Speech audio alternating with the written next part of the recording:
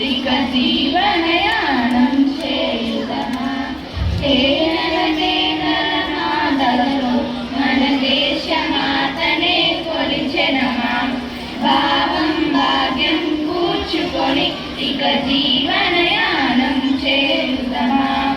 సాగరమేగల చుట్టుకొని సురరంగ చీరగా మరచుకొని సాగరమేగల చుట్టుకొని సురరంగ చీరగా మరచుకొని గీతాగానం పాడుకొని గీతాగానం పాడుకొని మన దేవికి వాలి హారతులు.